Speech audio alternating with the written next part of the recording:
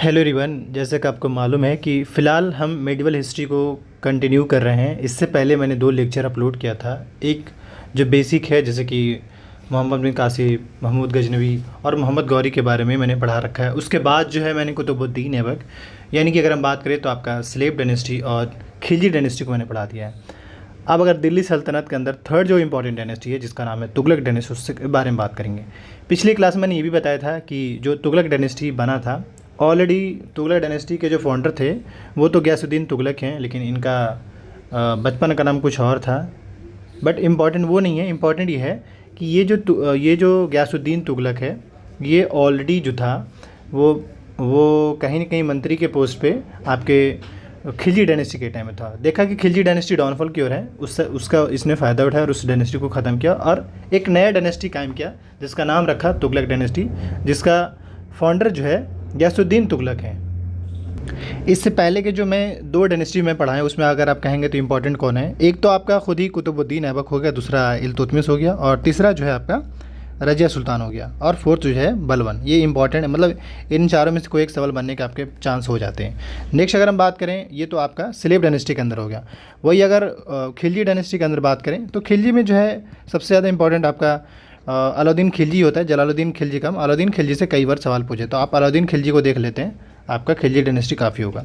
अब आते हैं तुगलक डायनेस्टी, जिसका फाउंडर जो होगा वो गयासुद्दीन तुगलक होगा।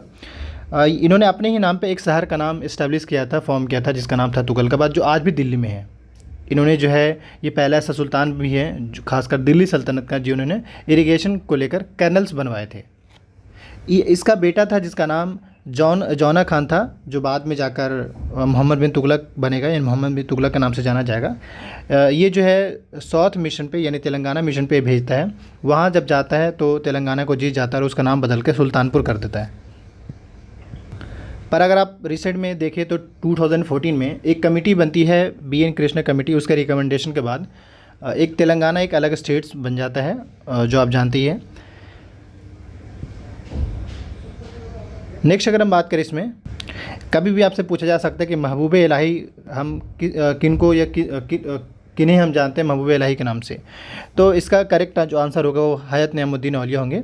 असल में गयासुद्दीन तुगलक के टाइम में महबूब इलाही यानी हज़रत नियामुद्दीन औलिया ये उसके कंटेम्प्रेरी थे। सीन ये हुआ था कि बंगाल में जो है सैडन बुगारा खान ने रिवोल्ट कर दिया था गयासुद्दीन तुगलक से, रिवोल्ट कर दिया था इसके आर्मी से। इस रिवोल्ट को सप्रेस करने के लिए, ठीक करने के लिए ये बंगाल चले गए थे। इनके अंदर थोड़ा सा वो भी था, ईगो वाला सीन था।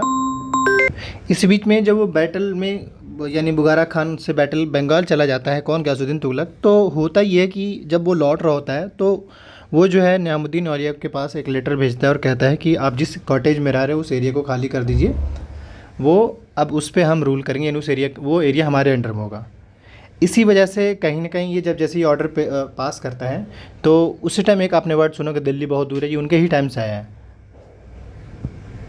कॉन्सिडेंस होता ही है कि जब ये लौट रहे होते हैं, गयासुद्दीन तुगलक लौट रहे होते हैं दिल्ली के लिए, तो बीच में जो है मेरठ के आसपास में ये स्टे करते हैं। और होता ही है कि वुडन प्लेस का रात के लिए मतलब के लिए स्टे करने के लिए घर बनाया जाता है। वुडन होता है, लकड़ी का होता है। और बाय डिफ़ॉल्ट ये होता है कि उसी रात में लकड़ी कोलैप्स करने से इनका डेथ हो जाता है। इनका टॉम जो है वो तुगलकाबाद में ही है। इसके बाद नेक्स्ट जो सुल्तान बनेगा वो बनेगा मोहम्मद बिन तुगलक। और जब ऐसा कुछ होता है तो तुरंत भर में, अच्छा इसमें होता ही है कि नियामुद्दीन औलिया पहले ही कहते दिल्ली बहुत दूर है, और ये उसके आने से पहले ये अनाउंसमेंट भी हो जाता है कि गयासुद्दीन तुगलक मारा गया। तो अब नेक्स्ट जो सुल्तान बने, इसी का बेटा होगा मोहम्मद बिन तुगलक, वो अगला सुल्तान बनेगा। इसको इंसान रूलर या मैड रूलर के नाम से भी जानते हैं। इनका बचपन का नाम आपको मालूम है, जौना खान, जो मैंने बताया। ये काफ़ी पढ़े लिखे भी था, यही इसका फॉल्ट था, क्योंकि ज़्यादा पढ़ा लिखा भी इंसान पागलों की जैसे हरकतें करते हैं। तो सीन ये था कि ये अरेबियन और पर्शियन लैंग्वेज इनको अच्छे से मालूम थे, ये स्कॉलर थे। इन्हीं के टाइम में एक बंदा आएगा जिसका नाम होगा इब्न बतूता। अल बरूनी किसके टाइम में आया था ये आपको बताना है। अल बरूनी किसके टाइम में आया था वो आपको कमेंट करना है। इब्न बतूता जो थे वो आए थे, मोरक्को से थे, और इन्हीं के टाइम में आए थे। ये काफ़ी पढ़े लिखे थे, इस वजह से उनको काजी के तौर पे अपॉइंट किया जाता है। किसके टाइम में? मोहम्मद बिन तुगलक के टाइम में। इनका ही एक बुक है रिहाला, जो इन्हीं के द्वारा लिखा गया है, और उसमें जो है डिटेल में डिस्क्राइब किया है कि मोहम्मद बिन तुगलक का कैसा राजपाट था, कैसा रूल किया। ये भी मेंशन था कि दिल्ली से पंजाब, या दिल्ली से मुल्तान, या दिल्ली से दौलताबाद कितना डिस्टेंस है वो भी बता दिया था, क्योंकि ये घूमने में बिलीव करते थे, मतलब ज़्यादा ट्रैवल करते थे, इस वजह से इनके कई सारे ऑल नॉलेज थे इनके पास। अगर बात करें तो दिल्ली सल्तनत में सबसे ज़्यादा अगर किसी के पास आर्मी था तो वो था मोहम्मद बिन तुगलक। नेक्स्ट बात करें तो ये पहला ऐसा सुल्तान थे जिन्होंने सती सिस्टम को प्रोहिबिट करने की बात करी। अब थोड़ा सा रिमाइंड करा दें। देखिए, मोहम्मद बिन तुगलक के बारे में बात करें तो पहला ये कि इनका जौना खान पढ़े लिखे थे। इनके टाइम में इब्न बतूता, अब इंपॉर्टेंट इनमें से क्या बचे, इब्न बतूता के बारे में से पूछा जा सकता है, रिहला बुक जो लिखा गया है। इसके अलावा बस सती सिस्टम, हालांकि इनके बारे में नहीं पूछा जाएगा सती सिस्टम को लेकर। नेक्स्ट बात करें तो फिरोज शाह तुगलक जो था वो फाइनली बैन किया था, मतलब मोहम्मद बिन तुगलक के बाद जो है वो कम्प्लीटली बैन कर दिया था। उसके बाद फिर से जो है औरंगजेब भी बाद में फिर से, क्योंकि ऑन हो गया था, तो फिर बाद में जो है औरंगजेब भी इस चीज़ को बंद किया था। बट अगर हम टोटली बैन करने की बात करें तो ब्रिटिशर्स की ओर से लॉर्ड विलियम बेंटिक जो उन्होंने बैन कर दिया था। इस चीज़ को, इस अवेयरनेस को फैलाने में राजा राम मोहन राय काफ़ी अच्छे रोल प्ले किए थे। दिक्कत ये भी होता है कि जब ये सुल्तान रहते हैं तो ये मोस्ट ऑफ द टाइम इनका बैटल में ही चला जाता है। ये लगभग 34 बैटल या लड़ाई करते हैं, जिसमें से साउथ इंडिया में 27 और मतलब 27 बैटल इनका सिर्फ साउथ से होता है, और नॉर्थ इंडिया में इनका 7 बैटल होता है। इन सब बैटल को देखते हुए बेचारा जो है परेशान हो जाता है, इस वजह से कुछ ही डिसीजन लेता है।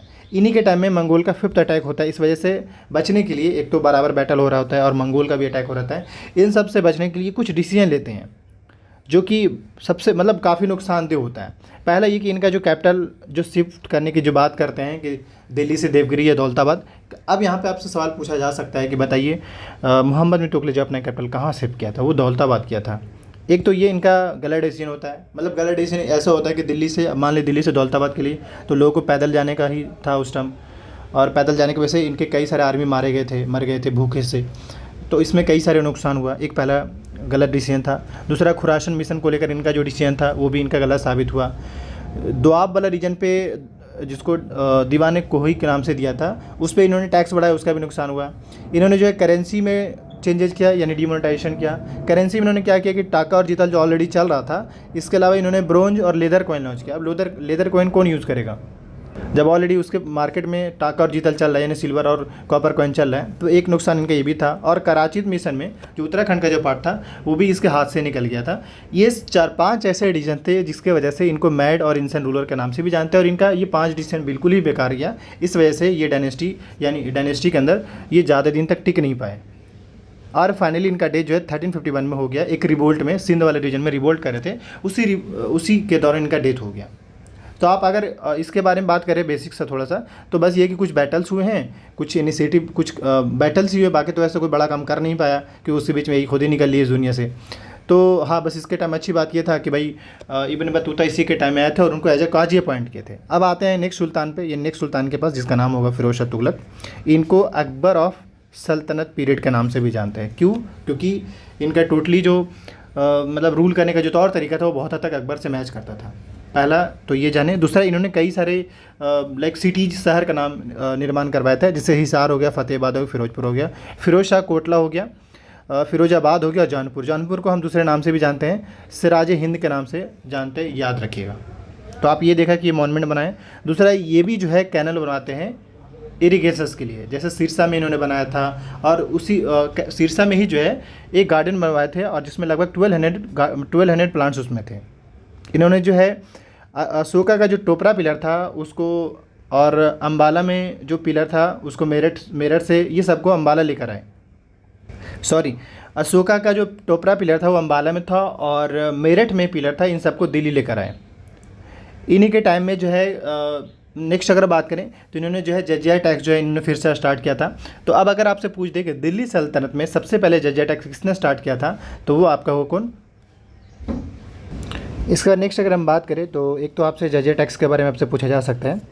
ये वो बंदा है जिन्होंने जो है कुतुब मीनार के अंदर फोर्थ और फिफ्थ स्टोरी जो बना हुआ है, मतलब अगर बाई डिफ़ॉल्ट आप कुतुब मीनार को देखेंगे तो वो 5th फ्लोर का है। हालांकि 5th फ्लोर का सिचुएशन थोड़ा ख़राब होया हुआ है, बट स्टिल मैं ये कहना चाह रहा हूँ कि 4th और 5th फ्लोर जो इनके ही द्वारा कंप्लीट किया गया था। इन्होंने कुछ स्टेप भी लिए थे, जिसमें अगर हम बात करें तो एक तो स्टेप ये लिए थे कि लोगों को इकोनॉमिक हेल्प दिया जाए, उसके लिए एक सेपरेट डिपार्टमेंट बनाए थे जिसका नाम था दीवान खैरात, और लोगों को हेल्थ से रिलेटेड सपोर्ट दिया जाए, उसको लेकर दारुल शिफा हॉस्पिटल बनवाए थे दारुल शिफा के नाम से। ये पहला ऐसा सुल्तान था जो कंप्लीट प्रोहिबिट किए थे सती सिस्टम को। इसके बाद फाइनली जैसा कि आपको मालूम है कि हर किसी का टाइम आता है, इनका भी टाइम आया था और ये भी फाइनली 1388 में इनका डेथ हो जाए। इसके बाद कई सारे राजा आते हैं बट उतना इंपॉर्टेंट नहीं होता है कि सब सही से सस्टेन कर सके।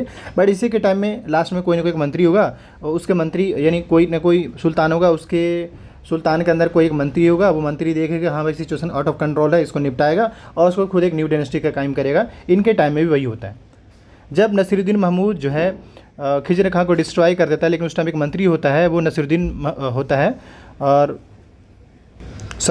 होता ये कि खिजर खां जो है वो मंत्री के पद पे होते हैं नसीरुद्दीन महमूद के टाइम में।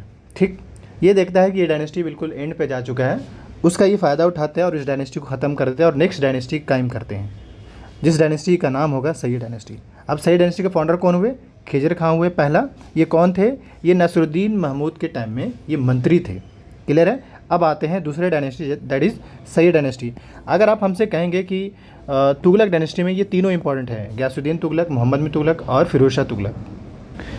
नेक्स्ट अगर बात करें तो सही डायनेस्टी 1414 से 1451 सबसे छोटा डायनेस्टी का लिए सस्टेन किया था। खैर इंपॉर्टेंट इसमें यह है कि खिजर खां जो है सुल्तान बनेगा और ये नेक्स्ट बात करें तो सुल्तान का ये टाइटल नहीं लेता है, क्योंकि एक तो कुतुबुद्दीन ऐबक नहीं लेता और दूसरा खिजर खां जो है टाइटल नहीं लेता। इसके बाद लेते हैं, अच्छा ये जो होते हैं वो सिया डायनेस्टी, मतलब फर्स्ट सिया डायनेस्टी के नाम से भी कह सकते हैं, पर ऐसा कभी सवाल कंट्रोवर्शियल सवाल नहीं पूछा जाता है। खैर इंपॉर्टेंट ये कि इसके टाइम में भी कई सारे लोग आएंगे बट उतना सस्टेन कर नहीं पाएगा। हाँ, इन सब में बस लास्ट एक इम्पॉर्टेंट आएगा।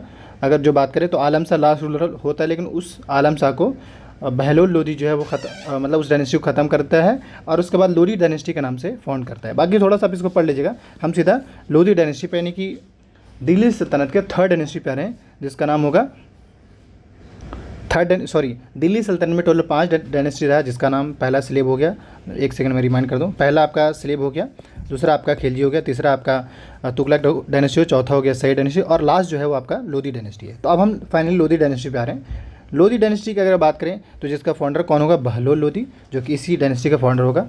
इन्होंने जो कुछ काम भी किए थे, जैसे पहले बहलोली कॉइन लॉन्च किए थे, दूसरा ये कि इन्होंने जो है जौनपुर पे अटैक करके उसको लोदी डायनेस्टी में ऐड कर लिया था।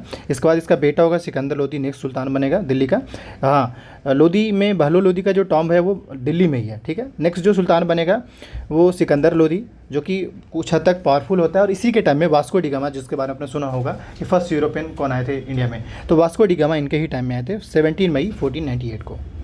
ठीक है, ये सिकंदर लोदी जो है सिकंदराबाद नाम का शहर इस्टेब्लिश करेगा नियर यमुना रिवर के किनारे।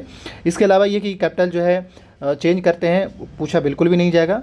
हाँ, नेक्स्ट बात करें तो इन्होंने कुछ मेजरमेंट डिवाइस जैसे गाजे सिकंदरी और सिकंदर गाज के नाम से लॉन्च किया था। अगर बात करें तो इन्होंने भी जो है कुतुब मीनार को रिनोवेट किया था। इसके बाद इसी का बेटा होगा इब्राहिम लोदी, जो कि नेक्स्ट सुल्तान बनेगा दिल्ली का। अगर आप सिकंदर यानी कि लोदी डायनेस्टी के अंदर बात करें तो एक होगा बहलोल लोदी, जो कि फाउंडर होगा, और दूसरा होगा सिकंदर लोदी। सिकंदर लोदी के टाइम में बस इंपॉर्टेंट ये कि वास्को डी गामा इसी के टाइम में आया था और इब्राहिम लोदी फाइनली आएगा। इब्राहिम लोदी जब खत्म होगा तो फिर फाइनली मुगल डायनेस्टी कायम हो जाएगा। तो अगर इब्राहिम लोदी की बात करें तो लास्ट रूलर होगा इस लोदी डायनेस्टी का। इनके टाइम में कुछ बैटल भी होते हैं, जैसे 1517 में जो है बैटल ऑफ खतौली के नाम से होता है संग्राम सिंह और इनके बीच में, पर इस बैटल में जो है कोई खास बड़ा रिजल्ट नहीं आ पाता। हाँ, ये जरूर है कि राणा संगा जो है इस इब्राहिम लोदी को हरा देता है। इसके बाद होता ये कि कुछ वक्त बाद ही होता है, मतलब स्टार्टिंग में इब्राहिम लोदी हार जाता है, लेकिन इसका अंकल होता है दौलत खान लोदी, इन्वाइट करता है किसको? बाबर को, क्योंकि जब ये दिल्ली का सुल्तान होता है इब्राहिम लोदी, इसके अंदर थोड़ा ईगो आ जाता है और कहीं भी ये बैटल लड़ाई कर ले रहा था, इस वजह से ये जो है बाबर को इनवाइट करता है। बाबर जब इनवाइट करता है तो फर्स्ट बैटल ऑफ पानीपत हो गए 21 अप्रैल 1526 को। फर्स्ट बैटल ऑफ पानीपत के नाम से इब्राहिम लोदी और बाबर के बीच में। इस बैटल में इब्राहिम लोदी हार जाता है, बाबर जीतता है और इसके बाद इस तरीके से बाबर जो है नेक्स्ट सुल्तान बनता है या नेक्स्ट रूलर बनता है दिल्ली का और अपने नाम से एक डायनेस्टी कायम करता है, मुगल डायनेस्टी। ठीक है, ये पहला ऐसा सुल्तान था जो बैटल ग्राउंड में मारा गया था। कौन? इब्राहिम लोदी। अब थोड़ा सा आते हैं मुगल के बारे में। देखिए, मुगल डायनेस्टी के अगर बारे में बात करें तो पहले ये बात समझिए कि अभी हम कहीं ना कहीं 1526 पे पहुंच चुके हैं और इस 1526 से मुगल डायनेस्टी का जो टाइमलाइन टोटल होगा 1526 से लेकर के 1857 तक होगा। इसको दो पार्ट में पढ़ेंगे। पहला पार्ट में यह है कि 1526 से 1707 यानी कि औरंगजेब तक पढ़ेंगे और औरंगजेब से लेकर हम औरंगजेब के बाद अगर हम बात करें यानी 1707 से 1857 तक यानी कि बहादुर शाह जफ़र तक पढ़ेंगे। इसमें टोटल बात करें तो जो 1506 से लेकर 1707 तक टोटल 6 इंपॉर्टेंट रूलर आएंगे और 1707 से 1857 तक में 11 इंपॉर्टेंट रूलर आएंगे। तो यहाँ से कहीं ना कहीं आपका मुगल स्टार्ट होता है। सो यहाँ पे हम आज के इस वीडियो लेक्चर को यहीं पे कंप्लीट करेंगे। नेक्स्ट जो है मेरा जो है कहीं ना कहीं मुगल से सीधा स्टार्ट करेंगे और जिसमें मुगल का कंप्लीट जो स्टार्टिंग के जो 6 रूलर है उसको कंप्लीट करने की कोशिश करेंगे। बाकी एट देन मैं इन्फॉर्म करते चलूँ जिस भी कैंडिडेट्स को जो हमारा 10 डेज़ का जो कोर्स चल रहा है, यानी कि 10 डेज़ का जो हमारा फ्री प्रिपरेशन के नाम से जो कोर्स चल रहा है, जिस भी कैंडिडेट्स को ज्वाइन करना हो या फिर मॉक टेस्ट स्टार्ट हो रहे हैं, जिस भी कैंडिडेट्स को ज्वाइन करना हो वीडियो के डिस्क्रिप्शन बॉक्स में लिंक है, वहाँ से आप ज्वाइन कर सकते हैं। बाकी कोई भी डाउट्स क्वेरी होता है कमेंट कीजिएगा। Thank you.